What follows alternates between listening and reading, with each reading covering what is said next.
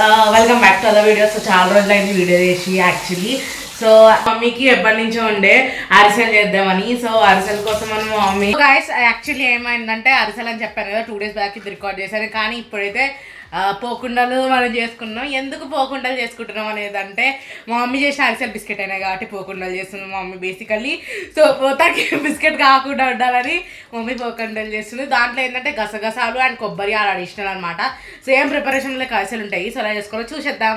So first అయితే మేము 1 glass of ఏమంటారు బియ్యంని ఓవర్ నైట్ సోక్ చేసినాము. ఓవర్ నైట్ అంటే 15-16 hours సోక్ చేసాము.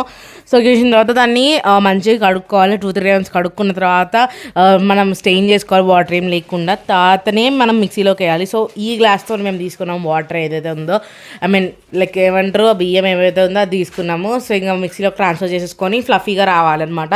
వాటర్ ఉండకూడదు. తర్వాత జల్లెడ పట్టుకున్న తర్వాత జల్లెడలో ఇంకా మిగులితే మళ్ళీ మిక్సీ చేసుకొని మళ్ళీ ఇట్లా జల్లెడ పట్టుకొని చేసుకోవాలన్నమాట. ఇప్పుడైతే నేను 6 cubes అంటే 1 glass ఆఫ్ బియ్యంకి 1 glass ఆఫ్ జాగరీ వేసుకున్నాము. తర్వాత దాంట్లో కొంచెం వాటర్ వేసుకోవాలి అండ్ నెయ్యి వేసుకోవాలి. ఇలాచి ఇగు వేసుకోండి, చాలా బాగుంటుంది ఇలాచి. ఆ తర్వాత ఒకవేళ మీరు అరిసెలు చేసుకున్నట్లయితే మీరు నువ్వులు వేపుకొని చేసుకోండి.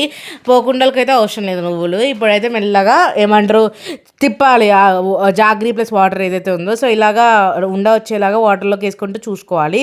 తర్వాత పాకం అది చూసుకోవాలి. తర్వాత మనం చేసిన పొడి ఉంది కదా మిక్సీలోది, అది మెల్లమెల్ల వేసేసుకొని నెయ్యి వేసుకొని తిప్పుకుంటూ ఉండాలి. సో లాస్ట్లోకి రెడీ అయిపోయినాయి. సో టేస్ట్ చేస్తున్నాం.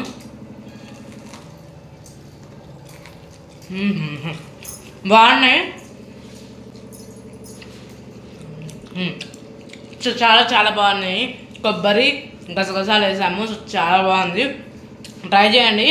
అరిసెలు కూడా సిమిలర్ పోయినా కానీ అరిసెలకి పిండి ఇంకా తిక్కగా ఉండాలి, పోకుండా లాగానే. చూడండి లోపల ఇంట్లో ఫ్లఫీగా ఉన్నాయి. సో మీకు కనుక ఈ వీడియో నచ్చినట్లయితే లైక్ షేర్ కమెంట్. థ్యాంక్స్.